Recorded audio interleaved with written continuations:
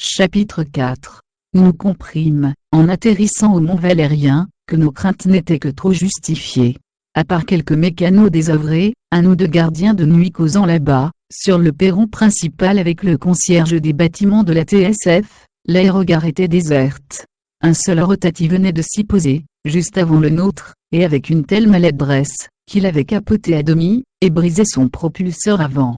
Un personnage nu-tête sorti de la carlingue en réprimandant vertement son pilote, un civil, à coup sûr, et non un aviateur breveté, et s'avança vers notre groupe.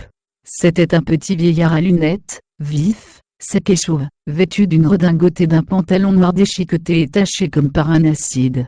Il avait les pieds nus dans des pantoufles, et la main droite enveloppée d'un mouchoir ensanglanté. Mais en dépit de cette apparence sordide, son front original et ses traits durcis par une expression de volonté inflexible révélèrent un maître. Gabriel le reconnut aussitôt. Gédéon Buckram, le second directeur terrestre. Nous glissa-t-elle tout en rajustant du mieux possible sa toilette ultra-matinale.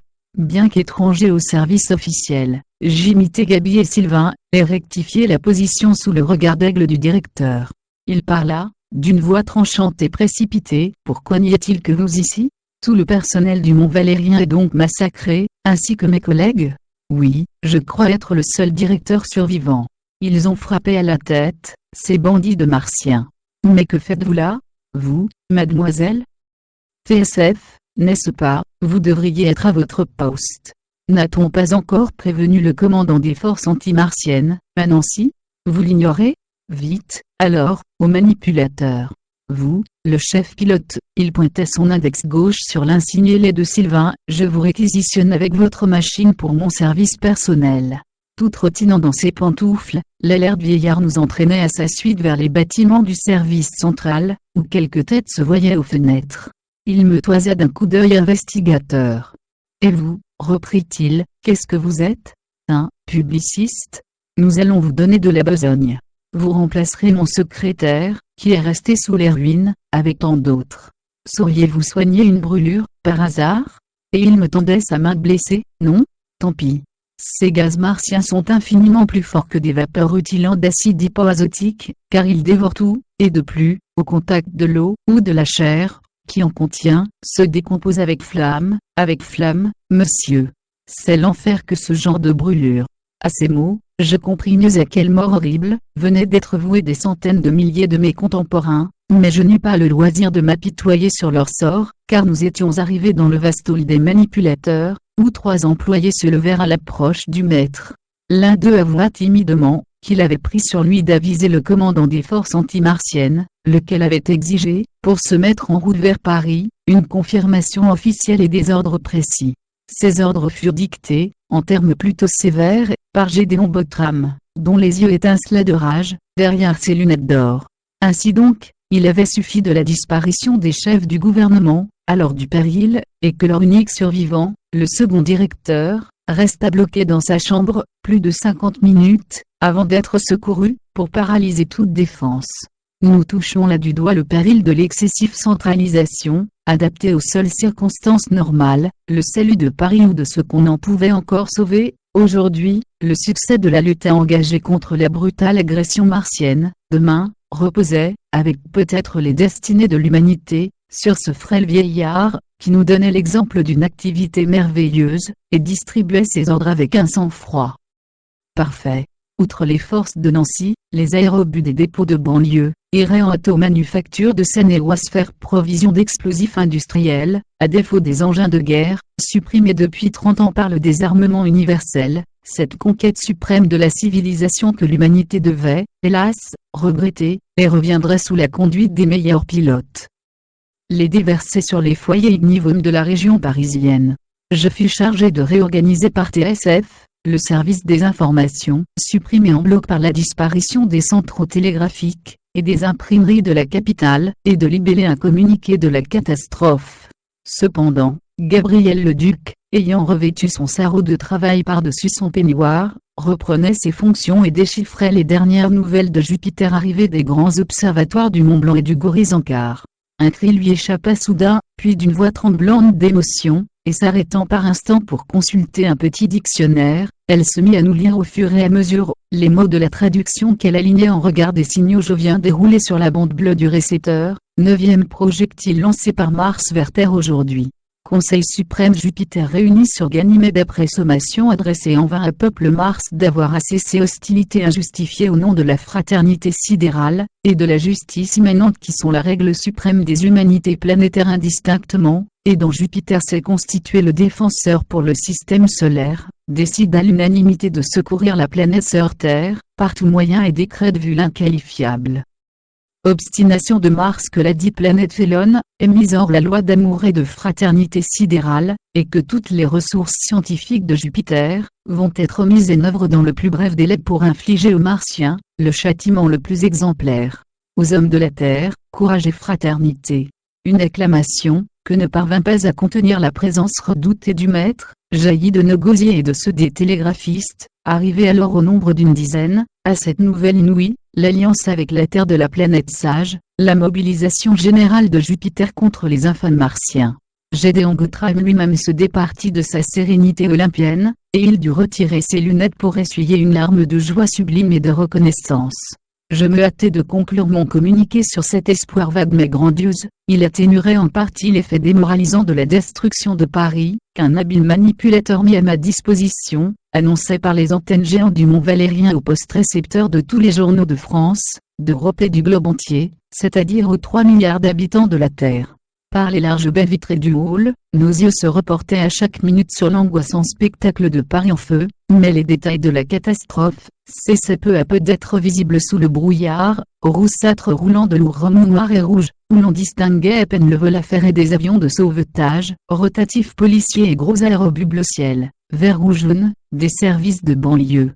Plusieurs de ces derniers, bondés de 50 ou 60 rescapés, avaient même atterri sur l'aérogare du Mont pour y déposer leurs charges. Mais les forces de gendarmerie sénégalaises, mandées au premier instant par le maître, et arrivées déjà de la grande banlieue, entouraient sa personne, les nôtres et les bâtiments de la TSF, siège provisoire du gouvernement, d'un cordon de défense, à l'abri duquel le cerveau directeur de la Terre, pour ainsi dire, se remettait peu à peu de son étourdissement. Et la précaution, où nous fûmes tentés de voir tout d'abord une simple chinoiserie, s'avéra bientôt nécessaire, car au bout d'une heure ce n'étaient plus les seuls aérobus, qui tentaient d'aborder sur notre sommet inaccessible au flot montant des gaz rouges. Les véhicules roulants, automobiles, motos et bicyclettes, et même des voitures de luxe millionnaires, à chevaux vivants, s'étaient d'abord succédé en une cohue tumultueuse et clamorante, parmi des nuages de poussière, sur les routes passant au pied du mont, en fuite vers les lointaines banlieues. Ce premier exode épuisé, ce fut le tour des piétons fugitifs harassés déjà, par leur marche éperdue de 10 ou 15 kilomètres depuis le centre de Paris, qui vinrent déferler en vagues d'assaut contre le mont, qu'ils prétendaient gravir pour s'y coucher à l'abri. La torrentueuse multitude de ces fuyards débordait de toutes les routes, refluait vers notre sommet sauveur, renversant les palissades, défonçant les haies, s'éparpillant dans les jardins et les enclos, grimpant par myriades, telle une fourmilière en panique sous le talon d'un promeneur. En dépit de notre garde noire, nous éprouvions une terreur irraisonnée à voir monter vers nous avec des clameurs lugubres, cette invasion d'une foule affolée. Hommes, femmes, enfants, vieillards, ils n'entendaient rien, ni les avertissements beuglés par les mégaphones, ni les sommations de la gendarmerie, lorsqu'ils tentèrent de forcer le cordon militaire. Inflexibles observateurs de la consigne, les Sénégalais firent usage des foudroyants, et le caractère presque silencieux de ces armes terribles augmenta le massacre. Quelques sonores coups de fusil tirés en l'air eussent fait refluer cette horde. Au lieu de cela, ce ne fut qu'en voyant plusieurs rangées des leurs abattus, un membre ou la tête en moins, ou aux 3/4 emportés par l'annihilation déflagratrice, que les survivants se décidèrent à battre en retraite avec des hurlements désespérés de malédiction, et à se rejeter dans l'horrible confusion de la route transformée en torrent humain. Qu'allaient devenir ces rescapés? Comment ravitailler et loger leur multitude désordonnée? Trouverait-elle sur son passage, dans les agglomérations de la périphérie, l'aide et les secours dont elle avait besoin? Nous vîmes, au froncement des sourcils du maître, que lui aussi se rendait compte des difficultés de la situation. Tant bien que mal, on pouvait s'en remettre, pour cette entraide charitable, aux initiatives individuelles.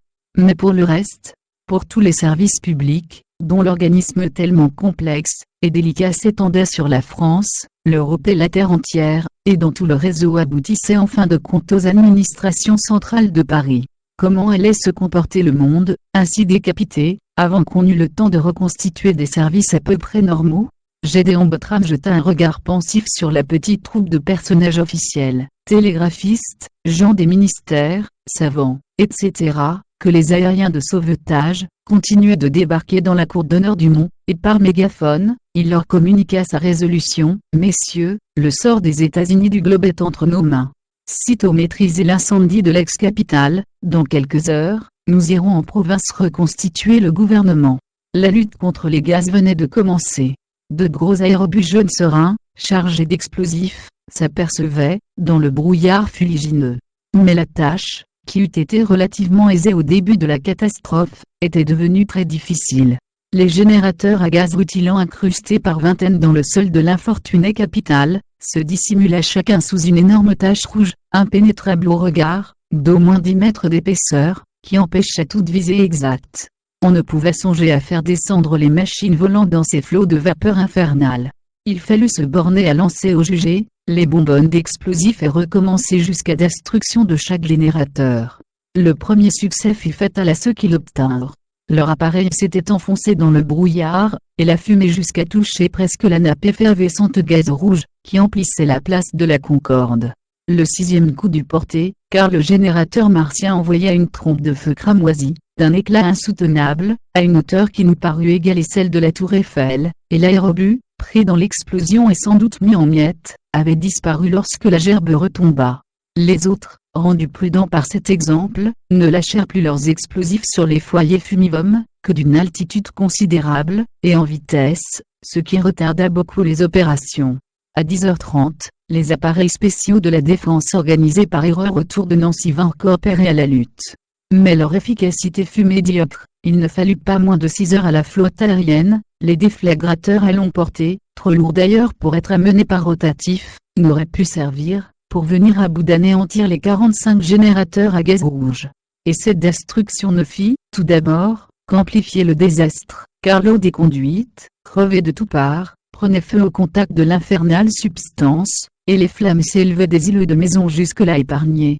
Sauf quelques points culminants, Paris tout entier, de la chapelle à Vanves du bois de Boulogne à Vincennes, ne fut plus sous nos yeux qu'un immense brasier, dont la lueur traversait çà et là le plafond de fumée, que la brise tirait dans l'est, indéfiniment.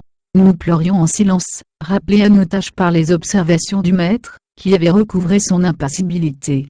Des sentiments, que nous avions ignorés jusqu'à cette heure, de ceux que l'on nommait jadis patriotiques, nous déchiraient l'âme et noyaient nos regrets d'hommes, et de civiliser sous la tristesse plus poignante et immédiate de voir abolir ainsi les trésors de l'art et de l'histoire, les musées, les bibliothèques, les monuments, 10 siècles de génie et d'efforts assidus, le patrimoine glorieux de cette France qui cessait d'être une expression géographique et une subdivision administrative pour redevenir notre pays, natal ou adoptif, le coin de la planète par-dessus tous les autres chers à nos cœurs, ainsi qu'au temps lointain où les générations vivaient et mouraient sur place, dans l'heureuse ignorance des futurs progrès scientifiques, des communications interplanétaires, et des torpilles au gaz martien.